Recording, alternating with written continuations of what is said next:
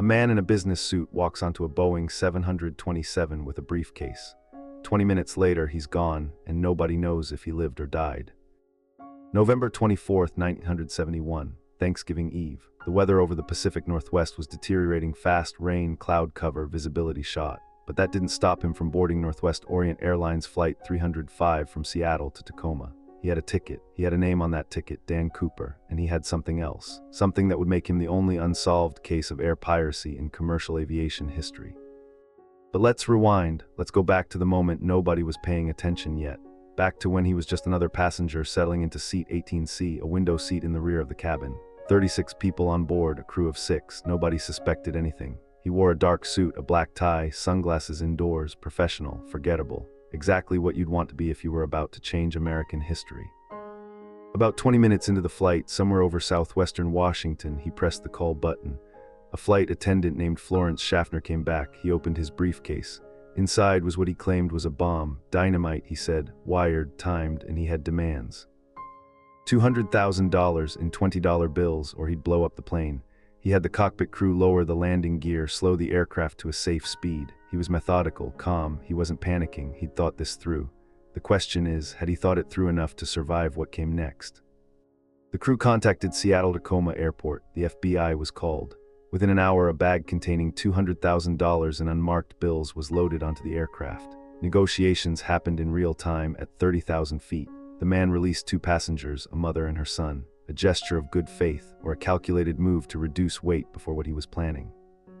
By late afternoon, the plane was circling the Seattle area. The sun was setting, visibility was terrible. Rain hammered the fuselage, and then around 8 p.m., the man did something nobody expected. He lowered the rear stairs of the Boeing 727, the only commercial aircraft of its era with stairs that could open mid-flight. He took the money, he took a parachute, and then he jumped. Into the darkness, into the rain, into the forest below. Nobody saw him land, nobody knew if the parachute opened, nobody knew if he survived. And that's where the mystery begins, not with the hijacking itself, but with what happened after the plane touched down. The FBI launched one of the largest manhunts in American history. Thousands of agents, dogs, helicopters. They searched the forests of Washington, Oregon, and Northern California for weeks. Nothing, no body, no parachute, no money. It was as if he'd vanished into the rain itself. Over the decades, theories emerged. Some believed he died on impact, a jump from that altitude in those conditions with no military training into dense forest at night.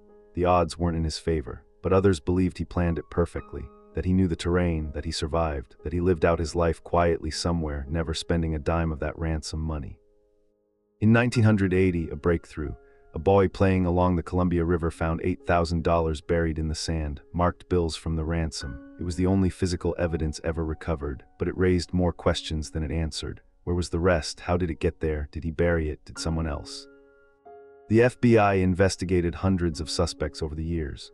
Richard Floyd McCoy Jr. committed a similar hijacking months later, but that wasn't Cooper. Robert Rackstraw claimed he was Cooper. Dan Cooper claimed he was Cooper, but none of the evidence tied cleanly. No DNA, no fingerprints, no confession that held up under scrutiny. Here's what we know for certain. A man boarded a plane with a bomb and a briefcase. He negotiated with the FBI. He released hostages. He took $200,000 and a parachute. He jumped into the night, and then nothing, complete silence, no body, no grave, no confession. What we don't know dwarfs what we do. Was his name really Dan Cooper, or was that an alias? Did he have an accomplice on the ground waiting for him? Did he know the terrain well enough to navigate in darkness? Could an untrained jumper survive that jump? The FBI officially closed the case in 2016, but the questions never closed. The truth is, D.B Cooper, whether that was his real name or not, pulled off the perfect crime in one way. He left no evidence of what happened next, and sometimes the absence of evidence is more haunting than any body ever could be. So here's the question I want you to sit with. If you had jumped from that plane that night with $200,000 into darkness and rain over unfamiliar terrain, would you have survived? Or would you have become another ghost story told in the dark? The D.B Cooper case remains the only unsolved case of air piracy in commercial aviation. 50 years later, we still don't know if he lived or died. We don't know if he was a criminal mastermind or a desperate man with a plan that fell apart in the darkness. And that uncertainty, that's what keeps the mystery alive. Every unsolved mystery on this channel starts with a moment like this, a moment where the official story ends, but the questions never do. Subscribe so you don't miss the next case where evidence and myth collide. Subscribe so you don't miss the next unsolved case where evidence and myth collide.